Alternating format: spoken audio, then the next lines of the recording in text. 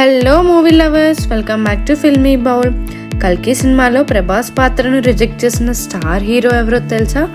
ఈ విషయంలోకి వెళ్లే ముందు మన ఫిల్మీ బౌల్ ఛానల్ని లైక్ చేయండి, షేర్ చేయండి, సబ్స్క్రైబ్ చేసుకోండి.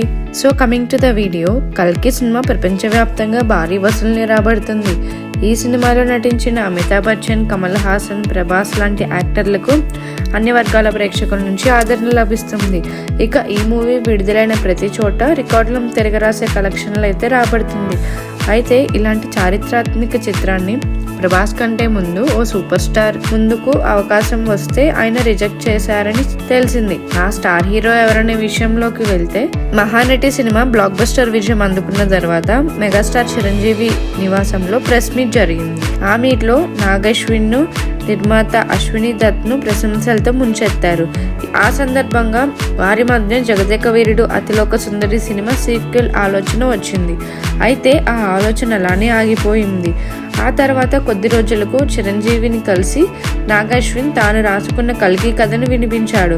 ఆ కథ విన్న వెంటనే సినిమా బాగుంది, తప్పకుండా అద్భుతమైన విజయాన్ని అందుకుంటుంది అని మెగాస్టార్ భరోసా ఇచ్చాడు.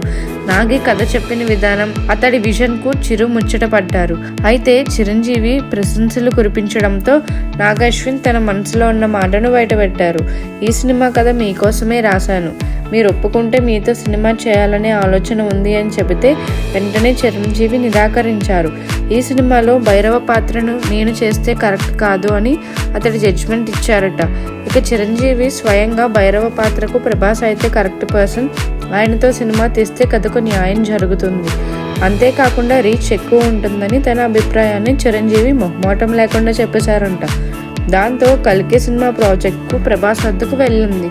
ప్రస్తుతం ఈ సినిమా హిస్టరీ క్రియేట్ చేసేందుకు రెడీ అవుతుంది. ఇంకా ఈ సినిమా రిలీజ్ అయిన 5 రోజుల్లోనే 600 కోట్ల రూపాయల కలెక్షన్లు అయితే వసూలు చేసింది.